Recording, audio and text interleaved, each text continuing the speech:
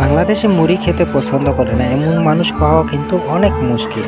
তবে আপনি কি জানেন মুড়ি কোথায় ভাজা হয় এবং কোথা থেকে এত মুড়ি আসে? সারা বছরই কিন্তু আমরা কম বেশ মুড়ি খেয়ে থাকি।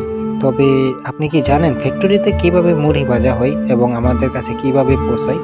তাহলে চলুন দেখে আসি কিভাবে ফ্যাক্টরিতে মুড়ি ভাজা হয় এবং বাজারজাত করা হয়। হ্যালো বন্ধুরা, welcome to my another video. সবাইকে স্বাগত জানাচ্ছি, আমি আর কে রনি। তো আজকে চলে এলাম একটি মুড়ি ফ্যাক্টরিতে, কিভাবে মুড়ি ভাজা হয় তো সেটাই আপনাদের সাথে শেয়ার করব। তো মুড়ি ফ্যাক্টরিতে কিন্তু মুড়ি ভাজা হয় দুইটা ধাপে। তো সেই ধাপগুলোই আপনাদের দেখাবো। তো খুব ইজিলি কিন্তু মুড়ি ভেজে বের হয়ে যাচ্ছে আধুনিক পদ্ধতিতে। তো চলুন দেখি। তো সর্বপ্রথম কিন্তু ওনারা কিন্তু চাউলগুলোকে লবণ পানি মিক্স করে কিন্তু এভাবে বড় বড় কড়াই আছে আর নিচ দিয়ে আগুন জ্বলতেছে। তো এখানে কিন্তু হালকা একটু ভাজা হবে চাউলটাকে।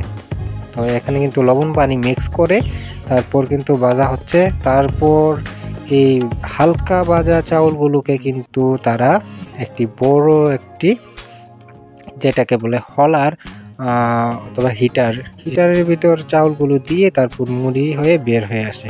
তো দেখুন মোটা চাউল, তো অনেক মোটা চাউল মুড়ি ভাজার জন্য কিন্তু বেস্ট হচ্ছে মোটা চাউল। তো মোটা চাউল দেখতেই পাচ্ছেন আপনারা।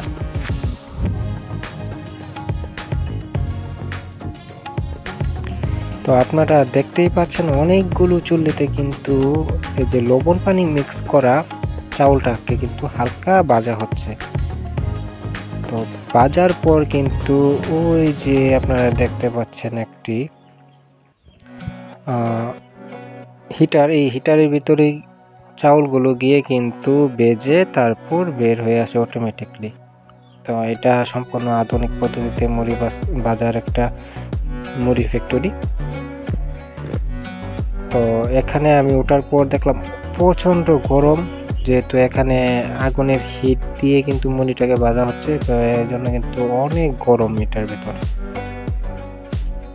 তো মুড়িটা খুব সুন্দর হয়ে বের হয়ে আসে, দেখতে খুব সুন্দর লাগতেছিল। তো অনেকগুলো চুল্লিতে কিন্তু এভাবে নেড়ে চেড়ে চাউলটাকে মিক্স করে তারপর কিন্তু মুড়ি ভাজার জন্য অন্য একটি হিটারে পাঠানো হবে। তো যখন চাউলটা শুকিয়ে আসবে লবণ পানিটা, তখন কিন্তু এই চাউলগুলোকে এভাবে তুলে ফেলে। তো চাউলটা শুকিয়ে গেছে, হালকা একটু গরম হয়ে গেছে চাউলটা। তো এই গরম চাউলটাকে কিন্তু এখন ওনারা বলে করে ওই যে হিটারের ভিতর কিন্তু ফেলে দিবে। তো এভাবে কিন্তু 24 ঘন্টা ওনারা মুড়ি ভাজতে থাকে। আর 2 শিফটিতে কিন্তু ওনারা মুড়ি ভাজে, কারণ মুড়ির চাহিদা কিন্তু সারা বছরই থাকে। আর সামনে যেহেতু রমজান মাস, ওনারা কিন্তু স্টকে মুড়ি ভেজে রাখবে। তো আমরা এখন ওনাদের সাথে একটু কথা বলবো। তো ওনাদের স্যালারি কেমন আসে বা কয় ঘন্টা ডিউটি করে।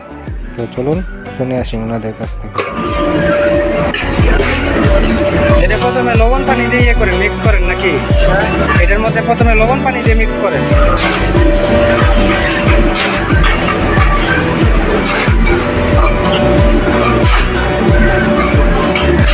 কয় ঘন্টা কাজ করেন আপনারা? 12 ঘন্টা। এটা কি বেসিক নাকি মান্থলি টাকা দেয়? আপনার বেতন কত দেয়?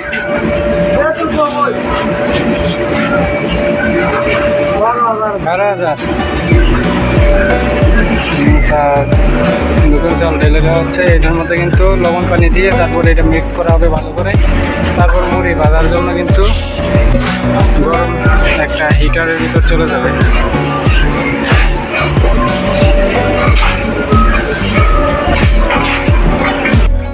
তো দেখুন কিভাবে মুড়িগুলো গরম হিটার থেকে বের হয়ে আসতেছে। তো এভাবে কিন্তু মুড়িগুলো যখন বের হয়ে আসে তখন কিন্তু বস্তাবন্দি করা হয় বাজারজাত করার জন্য। যদি কোনো পার্টি যদি মুড়ি অর্ডার করে থাকে তাহলে কিন্তু সাথে সাথে বস্তাবন্দি করে গাড়িতে তুলে দিচ্ছে ওনারা। তো এখানে একটি মুড়ির গাড়ি লোড করা হচ্ছে। তো এভাবে কিন্তু দেশের বিভিন্ন প্রান্তে কিন্তু মুড়িগুলো চলে যায়। তো এভাবে কিন্তু প্রতিদিন শত শত বস্তা এই মুড়ি ফ্যাক্টরি থেকে কিন্তু দেশের বিভিন্ন প্রান্তে কিন্তু চলে যায় গ্রাহকের হাতে।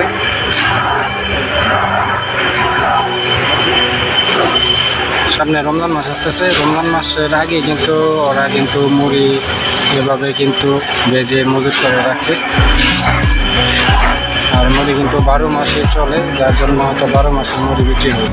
যারা যারা আজকে আমার এই ভিডিওটি সম্পূর্ণ দেখেছেন, সবার কাছে একটাই রিকোয়েস্ট থাকবে, আপনারা যখন বাজার থেকে মুড়ি কিনে আনবেন বাসায়, অবশ্যই মুড়িগুলো চেলে নেবেন। কারণ দেখতেই পাচ্ছেন আপনারা, একটু খোলামেলা পরিবেশে কিন্তু মুড়ি ফ্যাক্টরিতে মুড়ি ভাজা হয়, তো একটু ধুলাবালি থাকতেই পারে। তো সম্পূর্ণ ভিডিও দেখার জন্য আপনাদের অসংখ্য ধন্যবাদ। দেখা হচ্ছে পরবর্তী ভিডিওতে।